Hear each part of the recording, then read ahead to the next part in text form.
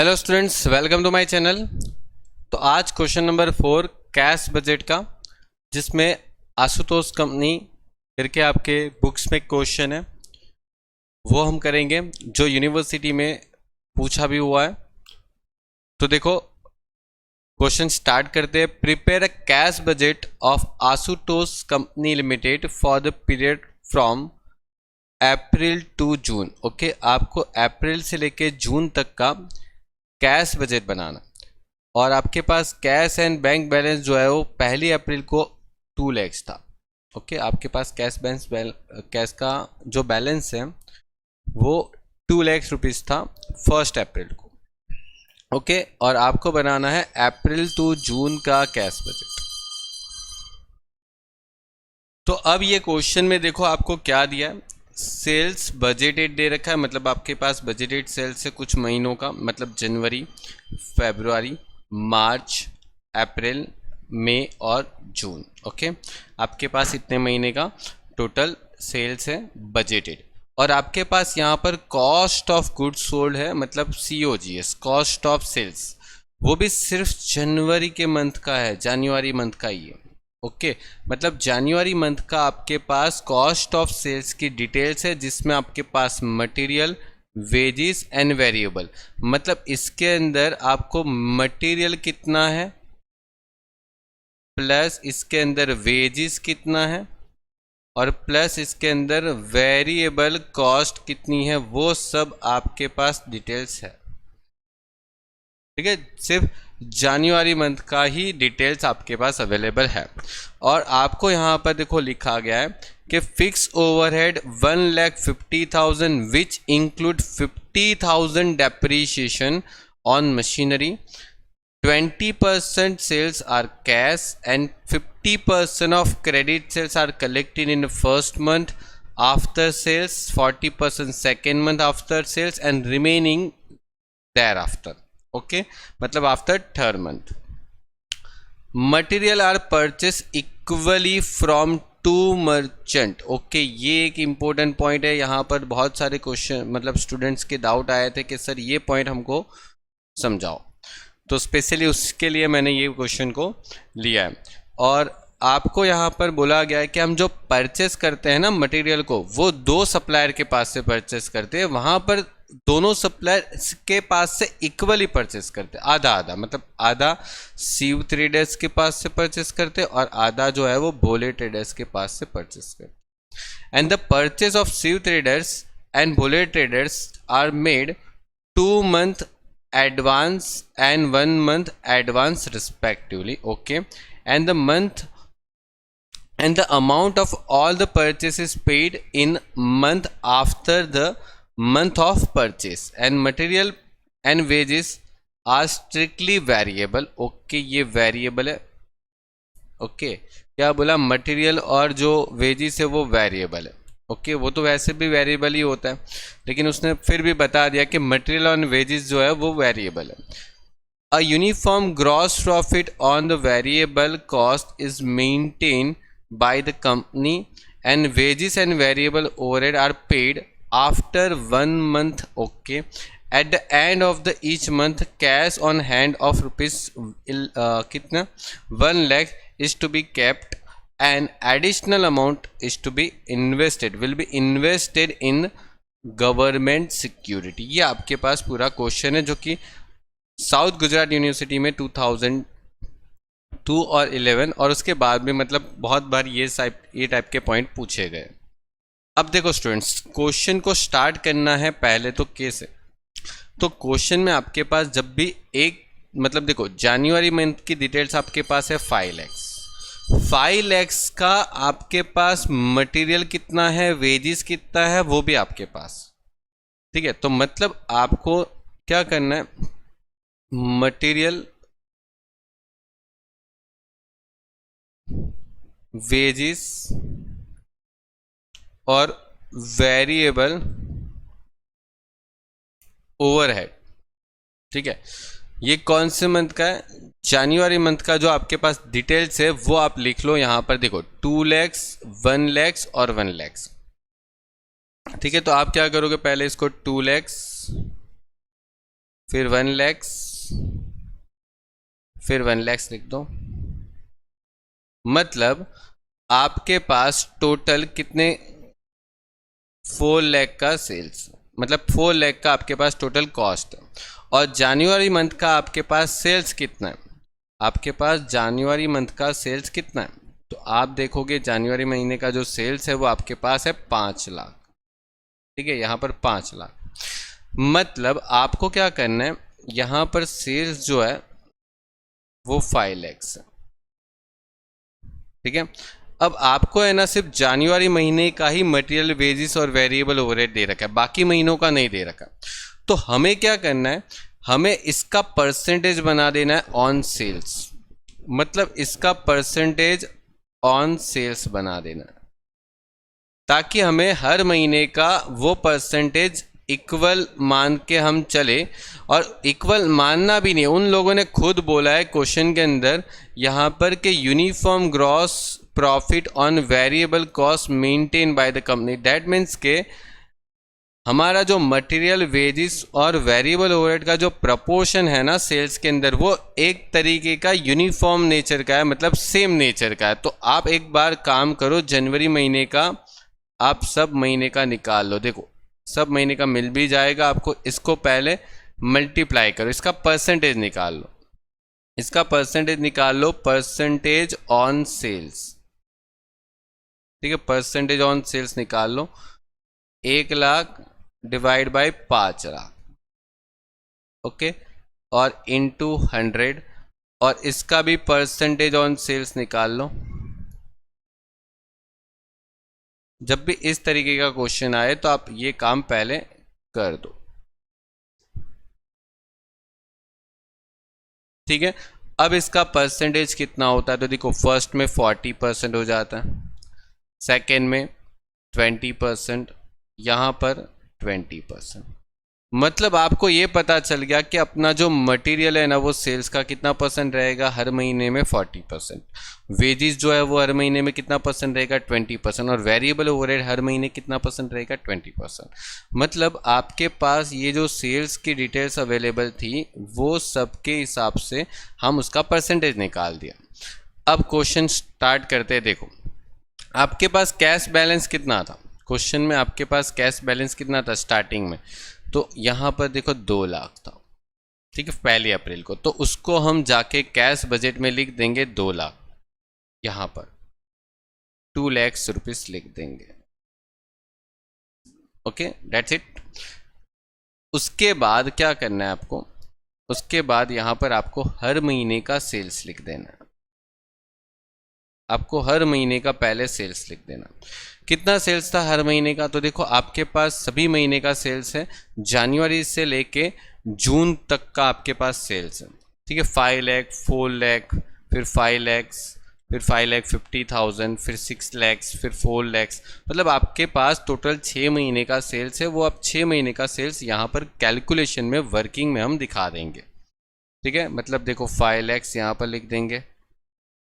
ठीक है, उसके बाद यहाँ पर 4 लाख का सेल्स है तो 4 लाख लिख देंगे। फिर उसके बाद यहाँ पर आपके पास फिर से 5 लाख का सेल्स है तो 5 लाख लिख देंगे। फिर उसके बाद यहाँ पर आपके पास 5,50,000 का सेल्स है तो 5,50,000 लिख देंगे। उसके बाद 6 लाख का सेल्स है तो 6 लाख लिख दो, और उसके बाद आपके पास 4 लाख का सेल्स है तो 4 लाख लिख दो। ओके, अब ये जो आपने बेचा, क्या पूरा कैश में बेचा या पूरा क्रेडिट में बेचा, तो नहीं, हमने इसमें से कुछ डिटेल्स जो है, मतलब इसमें से कुछ सेल्स जो है वो आपने कैश में किया। कितना कैश में किया, तो वो क्वेश्चन में इंफॉर्मेशन है यहाँ पर, ये रहा। देखो क्वेश्चन में क्या बोला, यहाँ पर 20% सेल्स आर कैश, 20% सेल्स जो है वो कैश में। तो हम यहाँ पर क्या करेंगे, 20% कर देंगे अपने सेल्स का। मतलब देखो आपको करना क्या है, 5 लाख का 20%, ओके, तो कितना आने वाला है, 1 लाख आएगा। तो 1 लाख रुपए यहाँ पर कैश में हो गया। फिर उसके बाद 4 लाख का 20%, डेट मीन्स के 80,000। फिर वापस 5 लाख का 20%, फिर वापस 5,50,000 का 20%, तो इस तरीके से आपको हर महीने का कैश सेल मिलता जाएगा। ठीक है, आपको हर महीने का क्या मिलता जाएगा, कैश सेल मिलता जाएगा। मतलब आपने कैश में पैसे लेके तुरंत कितना बेच दिया वो आपको मिल गया। ओके, अब कैश सेल अगर आप लेस करोगे उसके बाद क्या मिलता है, क्रेडिट सेल्स मिलता है। तो देखो, सेल्स में से 20% सेल्स क्रेडिट हो गया, कैश हो गया, तो बाकी का बच गया वो 80% कौन सा हो गया, क्रेडिट हो गया। तो यहाँ पर एक काम कर सकते हो, या तो आप 80% करो या तो 1 लाख माइनस कर दो, एक ही बात है, एक ही बात है। ठीक है, चलो तो ये सब माइनस करके आप अमाउंट निकाल सकते हो।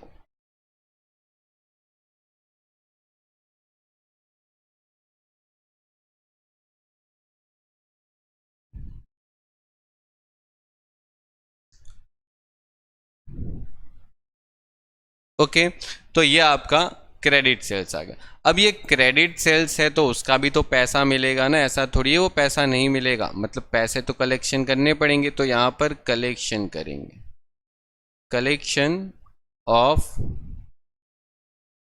Credit sales. अब क्रेडिट सेल्स का कलेक्शन, पैसे की वसूलात, ठीक है, वसूली भाई को भेजेंगे और वसूलात करेंगे कितने रुपए का। देखो यहाँ पर बोला गया है 50% पैसा जो है ना वो फर्स्ट मंथ में मिलेगा सेल्स आफ्टर सेल्स, बाकी का 40% सेकेंड मंथ आफ्टर सेल्स, और रिमेनिंग जो है वो थर्ड मंथ आफ्टर सेल्स। मतलब 3 महीने तक पैसा नहीं मिल रहे। देखो मतलब आपको यहाँ पर क्या बोला गया कि आपका जनवरी महीने में जो भी आपने उधार पे बेचा, कितना बेचा, 4 लाख, ये 4 लाख का जो पैसा है उसमें 50% पैसा आपको नेक्स्ट मंथ में मिलेगा। मतलब ये मंथ छोड़ दो, जनवरी महीने का छोड़ दो, आपको फरवरी महीने में मिलने वाला है। बाकी का बोलते कि 40% पैसा जो है वो उसके नेक्स्ट मंथ में मिलेगा। मतलब 4 लाख का 40% करो तो 1,60,000 आपको मार्च के मंथ में मिलेगा। फिर भी अभी भी 10% बाकी है कि नहीं बाकी, तो बाकी का 10% जो है वो बोलते कि उसके बाद वाले मंथ में मिलेगा। मतलब 3 महीने तक पैसा मिलता ही जा रहा है।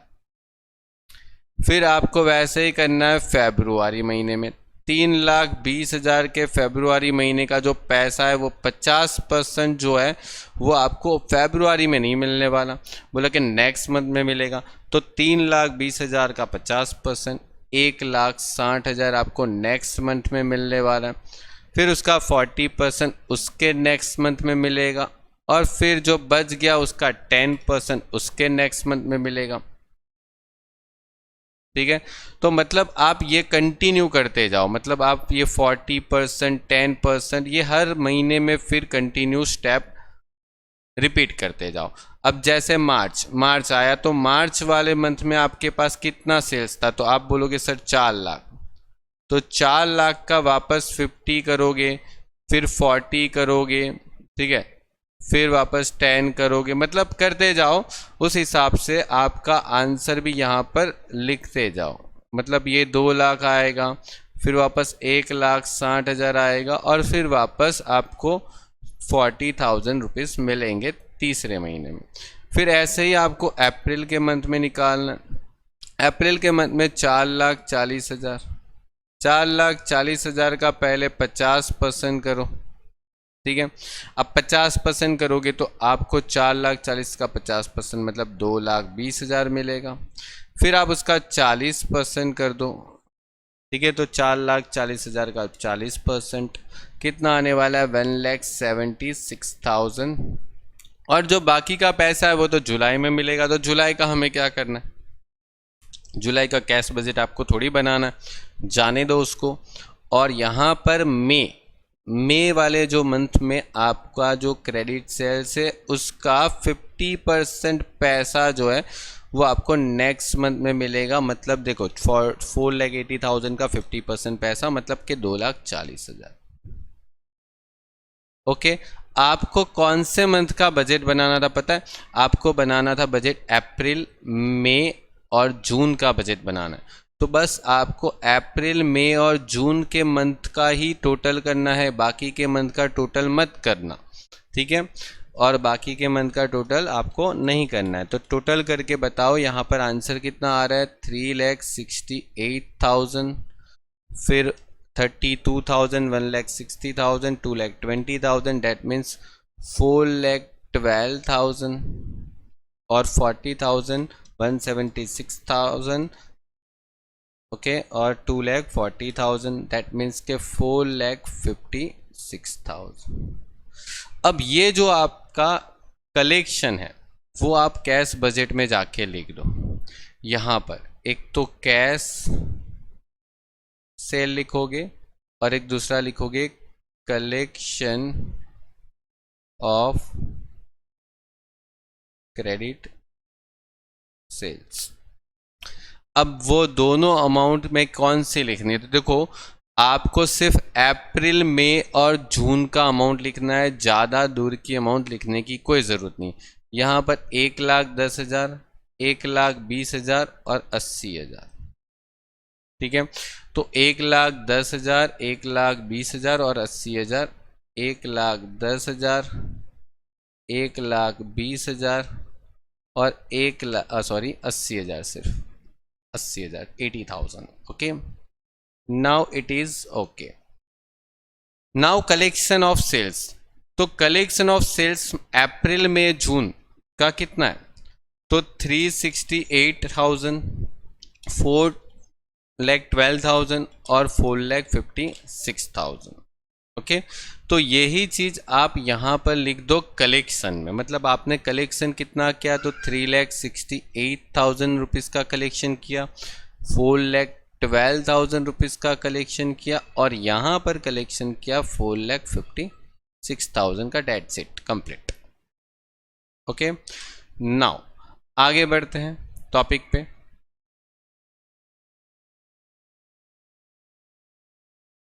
अब देखो अपना सेल्स तो हो गया क्वेश्चन में, ठीक है। अब आते हैं परचेस पर। अब देखो यहाँ पर जो बात बोली है मटेरियल के बारे में, बोले मटेरियल जो है ना वो इक्वली परचेस करते हैं दो मर्चेंट, मतलब दो लोगों से, दो सप्लायर के पास से मटेरियल परचेस करते हैं। एक का नाम है भोले और दूसरे का नाम है शिव, मतलब शिवा और भोले। इन दोनों के पास से हम आधा आधा मटेरियल परचेस करते हैं इक्वली, ऐसा बोला है। तो अब हमको पता कैसे चलेगा कि मटेरियल कितना, क्योंकि हमारे पास जो मटेरियल है वो तो ओनली जनवरी महीने का ही है, सिर्फ 2 लाख, ठीक है। जनवरी महीने का मटेरियल कितना है, 2 लाख। चलिए तो वो भी कंप्लीट करते हैं। देखो यहां पर मटेरियल की कैलकुलेशन करते हैं। मटेरियल आपको जनवरी महीने का दे रखा है 2 लाख, ओके। जनवरी महीने का आपका मटेरियल 2 लाख है, लेकिन ये मटेरियल जो है ना वो आपने निकाल दिया है। देखो ऊपर ये कैलकुलेशन में देखो आपका मटेरियल यहाँ पर कितना परसेंट है, 40%। ये 40% किसके ऊपर है, ऑन सेल्स के ऊपर है। मतलब आप जितना भी बेचोगे उसका 40% क्या है, मटेरियल है। हमने यहाँ पर जितना भी सेल्स किया होगा उसका 40% क्या आने वाला है, मटेरियल। दैट मीन्स के ये जो रेट है 40% वो हर एक मंथ में कांस्टेंट रहने वाला है, ठीक है, यूनिफॉर्म रहने वाला है, ऐसा क्वेश्चन में लिखा भी है। तो यहाँ पर ये जो 2 लाख है वो, फिर उसके बाद फरवरी महीने में आपका सेल्स कितना है, 4 लाख है। फरवरी महीने में आपने कितना बेचा था, 4 लाख बेचा था, तो 4 लाख का 40% कितना आ जाएगा, 1,60,000, ठीक है। फिर वापस मार्च महीने में आपने कितना बेचा था, तो मार्च महीने में आपने 5 लाख बेचा, तो 5 लाख का 40% कितना होगा, 2 लाख होगा, ठीक है। फिर 5,50,000 का 40% मतलब 2,20,000। आपको बस अभी ऊपर जो फर्स्ट लाइन में सेल्स लिखा है ना उसका 40% करना है और कुछ नहीं, ओके। 2,40,000 और यहाँ पर 1,60,000। अब आपको यहाँ पर क्या बोला है, ये जो हम परचेस कर रहे हैं ना, ये जो परचेस कर रहे हैं वो 2 लोगों से परचेस कर रहे हैं। एक का नाम है शिवा, दूसरा का नाम है भोले, ठीक है, शिवा और भोले, ठीक है। तो यहां पर शिवा ट्रेडर्स और दूसरा नाम है भोले ट्रेडर्स, उसने बोला ये जो परचेस करते हैं वो आधा आधा परचेस करते हैं, आधा आधा। ठीक है, तो आधा मतलब कि देखो 1 लाख का अमाउंट इसके पास से परचेस करते होंगे, 1 लाख का अमाउंट इसके पास से, इसका आधा करना है, फिर इसका आधा करना है 80,000, तो इधर भी 80 आएगा, इसका आधा करोगे तो 1 लाख आने वाला है, तो 1 लाख यहाँ पर भी आएगा बराबर। इसको आधा करोगे तो 1,10,000, तो 1,10,000 यहाँ पर भी आएगा, सॉरी एक जीरो ज़्यादा हो गया। फिर वापस आप यहाँ पर आधा करोगे तो 1,20,000, 1,20,000, और इसका आधा करो तो 80 और 80। ठीक है, इतना क्लियर। अब आगे बढ़ते हैं, तो आगे देखो क्वेश्चन में क्या लिखा है। आगे क्वेश्चन पढ़ो तो यहाँ पर लिखा है the purchase of Shiva and Bhole traders made 2 month advance. Okay, यहाँ पर शिवा के पास से जो परचेस करते हैं ना वो 2 महीने एडवांस परचेस करते हैं, और जो भोले के पास परचेस करने वाले हैं ना वो 1 month एडवांस कर रहे हैं रिस्पेक्टिवली, ऐसा लिखा है। मतलब शिवा के पास से जो भी गुड्स खरीद के आए वो 2 महीने एडवांस में खरीद लेंगे, और भोले के पास जो भी चीज़ खरीदेंगे वो 1 महीने एडवांस में खरीद लेंगे। ठीक है ना, तो यहाँ पर बात करते हैं परचेस की, मतलब मैं यहाँ पर लिख देता हूँ परचेस। ओके, अब देखो परचेस में एक तो शिवा के पास जो परचेस करते हैं ना वो 2 month एडवांस में परचेस करते हैं। ओके, और भोले के पास जो चीज़ खरीदने वाले वो 1 month एडवांस में करने वाले। दैट्स इट, समझ गए। तो चलिए उसको पहले सॉल्व करते हैं। अब देखना, ध्यान से समझना, यहाँ पर जो शिवा के पास जो खरीदेंगे वो 2 महीने एडवांस में खरीदेंगे। मतलब देखो शिवा के पास जो खरीदने वाले, ठीक है, वो हम 2 महीने एडवांस में खरीदने वाले, ऐसा क्वेश्चन में बोला है। तो आपके पास देखो यहाँ पर शिवा के पास जो चीज़ है, जैसे यहाँ पर 1 लाख है, तो ये 1 लाख जो है ना वो 2 महीने एडवांस में खरीद लेंगे, मतलब यहाँ पर खरीदेंगे, मतलब उसको 2 महीने एडवांस, मतलब आप सोचो ये मार्च में, ये मार्च में, तो मार्च में जो अमाउंट है 1 लाख उसको 2 महीने एडवांस मतलब कि जनवरी में खरीद लेंगे। ठीक है, इतना तो अभी नॉलेज होना चाहिए ना, 2 महीने एडवांस मतलब समझो शिवा के पास 1 लाख खरीदना है मार्च में, तो 1 लाख में जो मार्च में खरीदना है वो हम 2 महीने पहले ही खरीद लेंगे, और जो भोले के पास खरीदने वाले वो 1 महीने एडवांस, मतलब यहाँ पर 80,000 है ना, तो वो 80,000 हम यहाँ पर रख देंगे। समझे, तो ये चीज़ आपको पहले करनी। तो पहले क्या कर देंगे, शिवा का आप लिख दो। ठीक है, शिवा के पास 1 लाख जो है वो 1 लाख खरीदने वाले। ओके, जैसे ये वाली अमाउंट जो है वो यहाँ पर लिखेंगे। ठीक है, ये वाली अमाउंट जो है वो यहाँ पर लिखेंगे, और ये वाले अमाउंट जो है वो यहाँ पर लिखेंगे। ओके, और उसके हिसाब से ये जो अमाउंट चलने वाली है वो हम यहाँ पर लिखते जाएंगे एक एक महीने आगे। ठीक है, क्योंकि वो 1 महीने एडवांस में खरीद रहा है और उसके पास से 2 महीने एडवांस में खरीद रहा है। ओके, इस तरीके से। अब देखो स्टूडेंट्स, यहाँ पर बाकी ब्लैंक रह जाएगा तो उसका कोई चिंता करने की ज़रूरत नहीं है, हमें उससे क्या लेना ना दे, डेटा ही अवेलेबल नहीं है तो कहाँ से लाओगे। ठीक है, तो इसका टोटल करोगे तो आपको ये पता चल जाएगा कि हमने कितना परचेस किया है। 2,10,000, 2,30,000, यहाँ पर 2 लाख, और यहाँ पर 8 lakh, sorry 80,000। Okay, it is clear. Okay, आगे बढ़ते। अब ये जो परचेस करने के बाद जो हम पेमेंट करते हैं क्या तुरंत कर देते हैं? हम भी थोड़ी इतने सीधे हैं कि तुरंत पेमेंट कर देते होंगे। तो देखो यहाँ पर लिखा भी है कि हम जो परचेस करने के बाद जो पेड करते हैं ना, पेड, वो 1 महीने के बाद करते हैं। यानी हम भी इतने सीधे नहीं है कि जो पैसे तुरंत पे कर दे, तो हम 1 महीने के बाद पे करेंगे।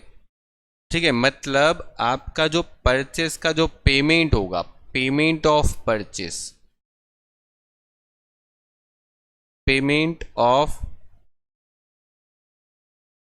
परचेस वो 1 महीने बाद होगा, मतलब आफ्टर 1 मंथ होगा, आफ्टर 1 मंथ होगा। मतलब ये महीने का जो भी पेमेंट है वो आप इस महीने करके रखोगे, उसको इस महीने का पेमेंट इस महीने करके रखोगे, और इस महीने का पेमेंट इस महीने करके रखोगे, इस महीने का पेमेंट इधर करके रखोगे, और इस महीने का पेमेंट आप इधर करके रखोगे। अब आपको यहाँ पर ये अप्रैल, ये मई और ये जून, ठीक है, 2,30,000, 2,00,000 और 80,000 ये आपको पेमेंट में लिखना है यहाँ पर। पेमेंट टू क्रेडिटर्स 2,30,000, 2,00,000 और 80,000। क्लियर? आपने जो पेमेंट किया वही लिख दो यहाँ पर, दैट्स इट, कंप्लीट। उसके बाद आपको आगे बढ़ना है यहाँ पर। अब देखो आधा ऊपर क्वेश्चन तो हमने फिनिश कर दिया, मजाक मजाक में तो पूरा क्वेश्चन फिनिश होने वाला है अभी। तो देखो यहाँ पर आज देखो तो यहाँ पर वेजिस एंड वेरिएबल ओवरहेड जो पे करने वाले ना वो भी आफ्टर 1 मंथ करने वाले हैं। तो एक काम करो, वेजिस एंड ओवरहेड बाकी का कितना रहेगा वो भी तो पता होना चाहिए अपने को। तो देखो यहाँ पर वेजिस एंड ओवरहेड सिर्फ 1 महीने का दे रखा है, वो भी वेजिस दे रखा है जनवरी महीने का, और वेरिएबल ओवरहेड भी जनवरी महीने का ही दे रखा है।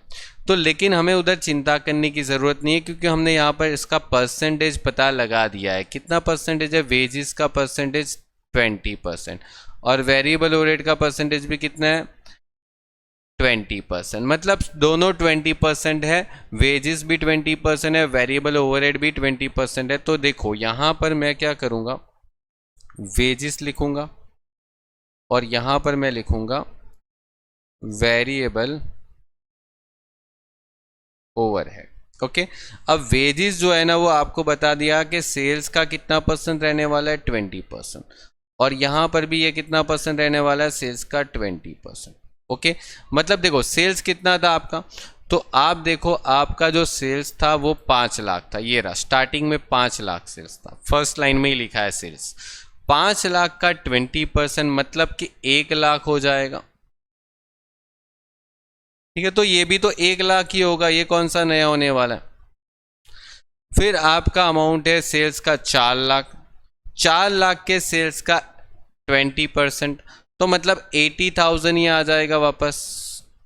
तो ये भी तो 80,000 आने वाला है, ठीक है। फिर उसके बाद आपके पास सेल्स है 5 लाख फिर से, तो 5 लाख का वापस 20% करोगे तो मतलब 1 लाख ये आ जाएगा। ओके, उसके बाद अगर और देखते हो तो यहाँ पर 5,50,000 है, तो 5,50,000 का कितना परसेंट करोगे, 20%। वेल यहाँ पर 1,10,000 हो जाएगा, तो 1,10,000 आ जाएगा।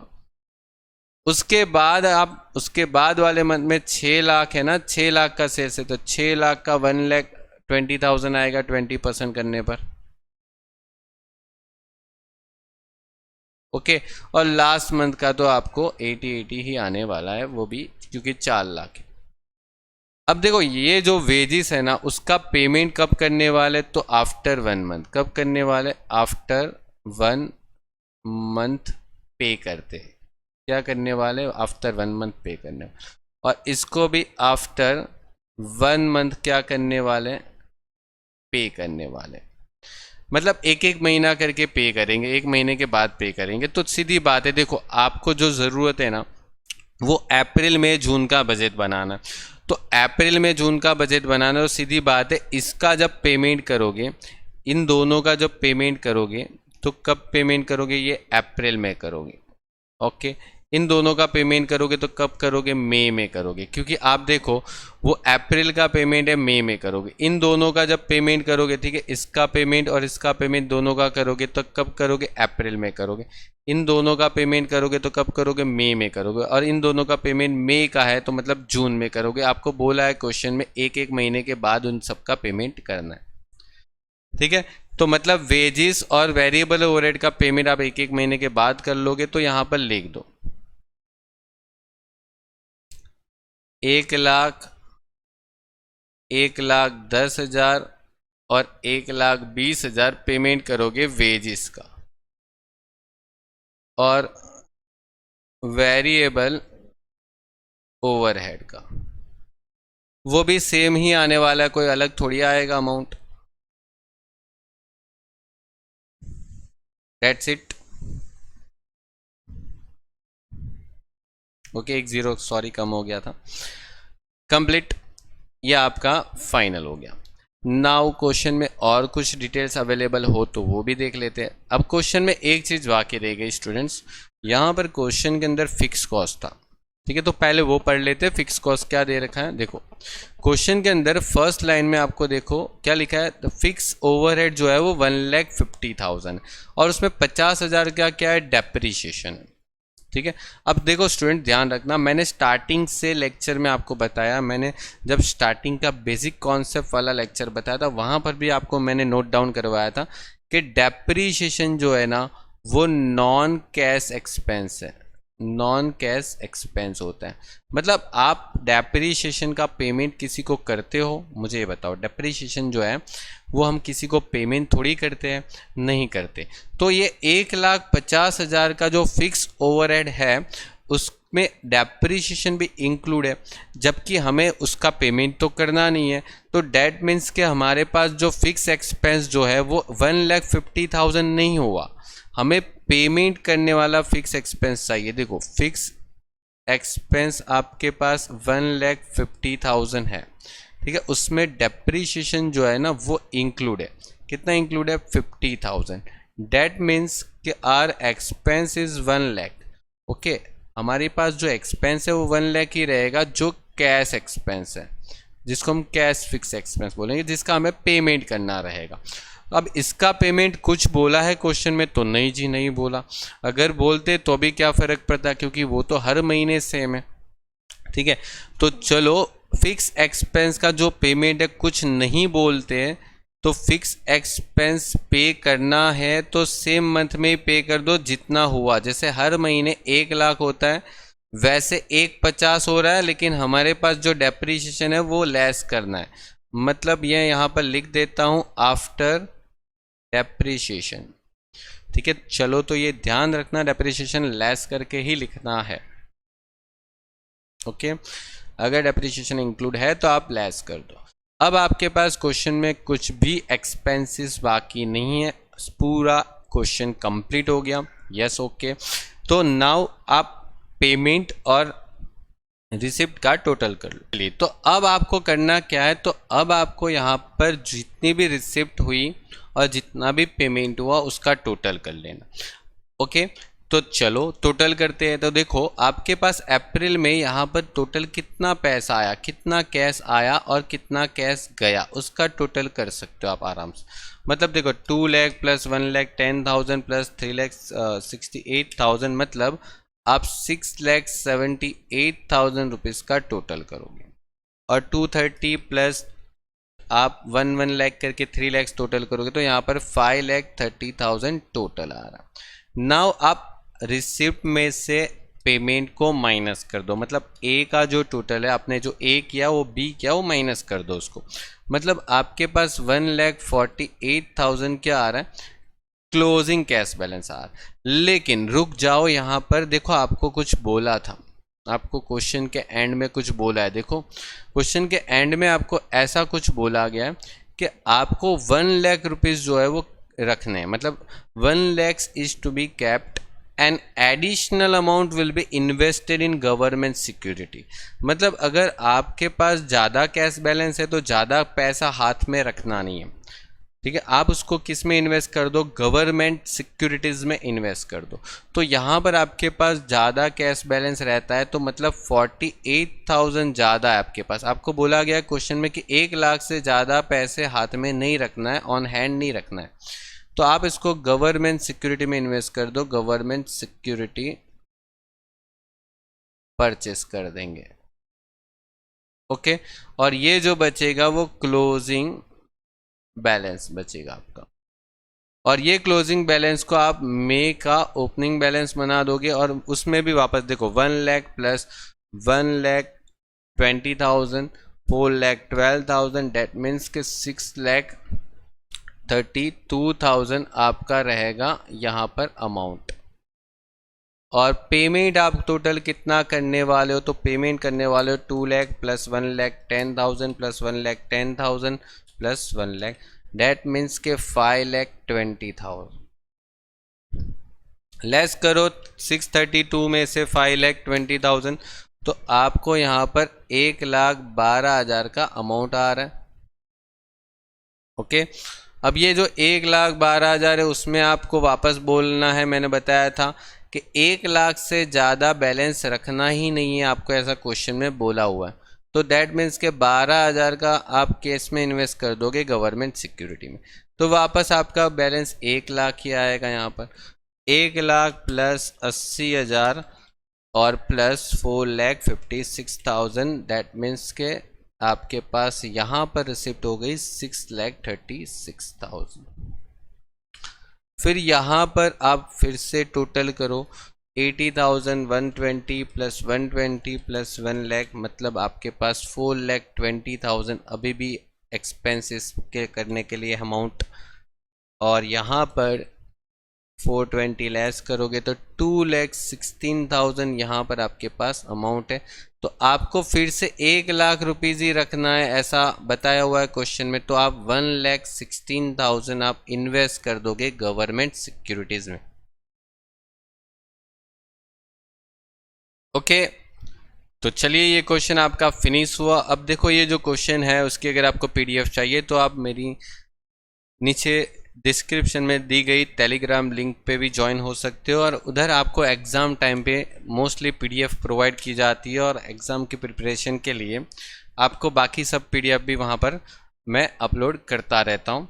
तो आप उसको ज्वाइन करके अपने एग्ज़ाम का एडवांटेज ले सकते हो, और वहाँ पर आपको जो पेपर सॉल्यूशन है उसकी भी पीडीएफ अपलोड कर दी जाएगी जब पेपर सॉल्यूशन अपलोड होंगे तब। ओके, चलिए गुड बाय।